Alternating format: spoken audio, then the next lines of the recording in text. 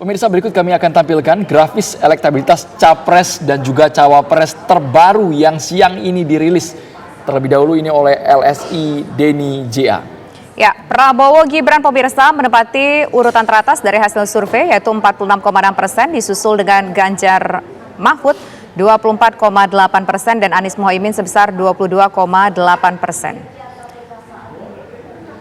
Kalau kita lihat di sini pemirsa, urutan pertama ada Prabowo Gibran, kemudian di urutan kedua ada Ganjar Mahfud, dan urutan ketiga ada Anies Mohaimin. Ini dari hasil lembaga survei LSI Denny JA yang baru saja dirilis pada hari ini pemirsa.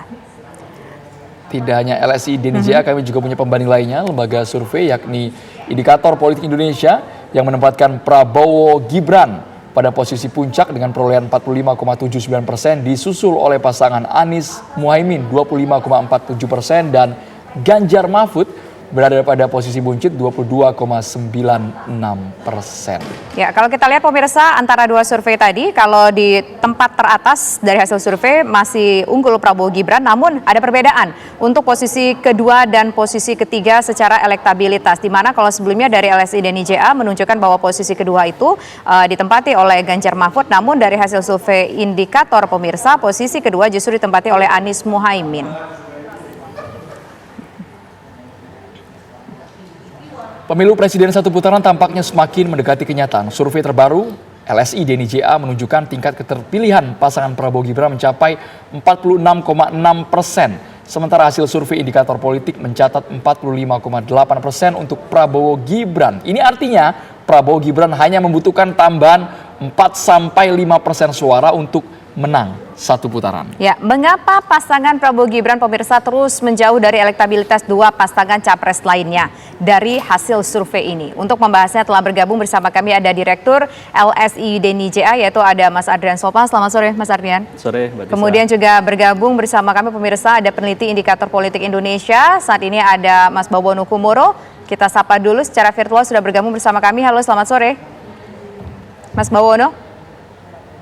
Baik, kemudian juga saat ini di studio kami juga ada pakar komunikasi politik yaitu ada Bang Effendi Ghazali. Terima kasih Bang Effendi Ghazali. Ya, terima kasih sudah hadir, tetap konsisten dengan bajunya setiap kita hadir selalu pakai baju Palestina ya Bang. Ya. Tapi kita nggak bahas Palestina dulu, saat ini kita bahas soal Pilpres 2024. Pertama saya ingin ke Bang Adrian terlebih dahulu. Lihat dari hasilnya trennya selalu meningkat. Di Prabowo ini dari waktu ke waktu dan terakhir hanya butuh sekitar 4% saja untuk menang satu putaran. Iya, memang sebulan yang lalu Prabowo Gibran kemungkinan untuk satu putaran itu memang jadi harapan pendukung-pendukungnya saja. Karena memang belum didukung oleh data objektif ya. Tapi sekarang per satu bulan menjelang pemilihan 14 Februari 2024 ini ada kenaikan yang lumayan di pihak Prabowo Gibran. Jadi per survei awal Januari ini itu elektabilitasnya sudah disebutkan 46,6%. Sehingga untuk dia menyentuh magic number 50% lebih itu butuh hanya tambahan 4% saja. Sehingga dalam konteks itu kalau misalnya kita lihat angka sekarang memang belum mencapai 50%. Tetapi kalau misalnya kita lihat trennya yang ada ini menarik. Mengapa? Karena memang per 2 minggu kita adakan survei dan di akhir Desember kita melakukan survei itu masih di angka 41,2%-an. Jadi ketika di awal Desember itu 41-an, tapi sekarang dalam jangka waktu 1 bulan itu naik menjadi 46,6%. Ada kenaikan 5,4%. Sehingga ini adalah kali pertama juga Prabowo Gibran mendapatkan elektabilitas yang lumayan tinggi kenaikannya. Kalau kemarin-kemarin kita belum bisa menyimpulkan ya, karena memang dari bulan ke bulan itu kenaikan mungkin hanya 1-2%. Satu bulan lagi pemungutan suara, bagaimana trennya? Apakah akan bisa melejit?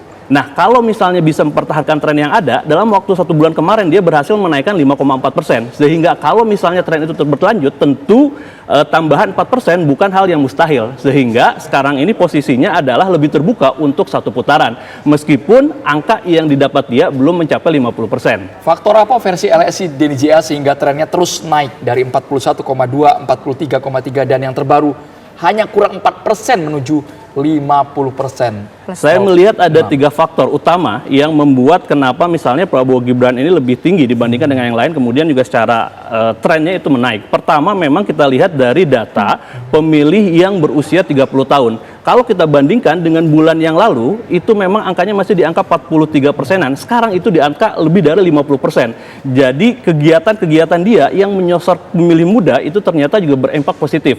Sehingga kenaikan itu juga didukung oleh elektabilitas dia di kalangan pemilih muda. Jadi kemampuan Gibran yang tampil misalnya di debat dan sebagainya itu meyakinkan publik. Termasuk juga misalnya Prabowo dengan sebutan gemoynya itu juga ternyata berpengaruh terhadap usia yang di bawah 30 tahun. Dan ini menjadi pangsa pasar buat Prabowo Gibran yang paling tinggi dibandingkan dengan usia-usia yang lain. Pertama. Yang kedua, kita juga melihat ada kenaikan di segmen pendapatan bawah yang pendapatan di bawah 2 juta per bulan. Di segmen ini juga sama, ada kenaikan yang lumayan tinggi terhadap Prabowo Gibran, dan ini tidak lepas ketika memang program-program yang diluncurkan oleh dia, mulai misalnya KIP melanjutkan ya, KIS juga melanjutkan, tapi juga ternyata meskipun banyak perdebatan dan sebagainya, ini juga berkah buat Prabowo Gibran ketika dia meluncurkan misalnya makan siang dan susu gratis. Oke, ini perdebatan, tapi ternyata perdebatan ini juga menyampai ke publik dan publik akhirnya menerima itu, dan ternyata itu juga menaikkan dukungan terhadap dia. Dan satu lagi, jangan lupa juga ternyata ada migrasi pemilih-pemilih Pak Jokowi. Jadi orang yang puas terhadap Pak Jokowi itu pilihannya dari bulan ke bulan itu semakin naik. Jadi kalau misalnya dulu-dulu ketika masih Pak Ganjar misalnya juga masih dukungan itu masih terbelah misalnya, itu masih di angka 30-an. Tapi per survei kali ini itu sudah lebih dari 50,5% pemilih Pak Jokowi yang puas terhadap Pak Jokowi duluannya terhadap Pak Prabowo Gibran. Bang Ege, melihat hasil survei ini trennya nomor urut 2 ini selalu mengalami kenaikan dari sejumlah lembaga survei. Ya, kalau kita berpegang pada hasil survei LSI Deni Jaya ini dengan Ardian yang ada di sini, tentu saja kita melihat kalau ini sebagai sesuatu yang ilmiah. Ya, betul apa yang dia katakan bahwa ini satu putaran semakin dekat karena angka Anda sudah berapa? 46,6. Lalu ini masih ada hampir 4 minggu lah ya, kurang lebih begitu ya. 26 hari lagi, Bang. 26 hari lagi, misalnya bertambahnya diharapkan sama dengan pertambahan bulan yang lalu, sekitar 4%. Itu bayangan mereka gitu. Tetapi saya perlu mengatakan bahwa, jadi kalau ilmuwan ini atau akademisi kan terbuka saja. Pada beberapa waktu yang lalu kita bilang, kita belum melihat ada angka yang bisa sampai ke satu putaran. Karena rata-rata kan masih di angka 42, 43 gitu. Nah, pada hari-hari ini, kalau betul ada yang sudah sampai di angka 46 itu ya, saya rasa 46-47 itu angka penting. Karena dia hanya berjarak kurang lebih itu margin of error ya, dari 50% plus 1 gitu ya.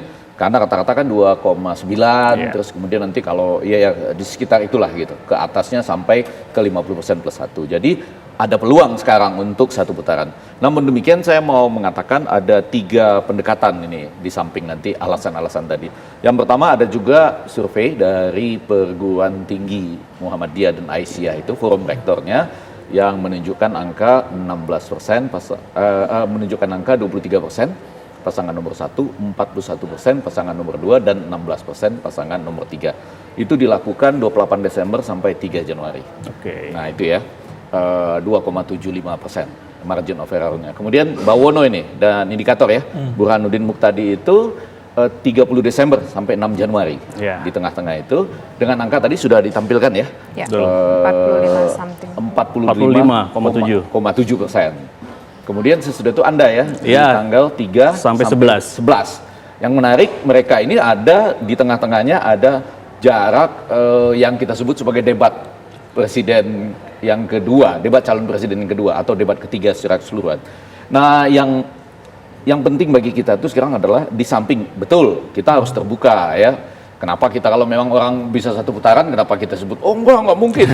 Tapi pada bagian lain, menarik untuk cek Bawono nih, atau Burhanuddin Muqtadi, itu dia mengatakan dalam rilisnya itu, bisa mungkin satu putaran, belum tentu juga satu putaran, bisa mungkin 2 putaran, belum tentu juga 2 putaran, karena ada kesan katanya, ada angka-angka yang seperti stagnan atau seperti tertahan. Nah, alasan ini yang penting bagi kita untuk tahu. Alasan ini harus kita dengar langsung dari indikator politik Indonesia. Bang Ege, sesaat lagi kita saya mau menyebutkan 3 alasan yang dikemukakan tadi. Kita simpan dulu. Ada alasan-alasan yang ditemukan oleh teman-teman kami yang terus melakukan penelitian kualitatif, Cak Suko Widodo, wilayah Jawa Timur, Hasrullah dari Sulawesi dan lain-lain. Itu harus dibongkar, Bang. Dibongkar di meja Kabar Petang. Sesaat lagi pemirsa.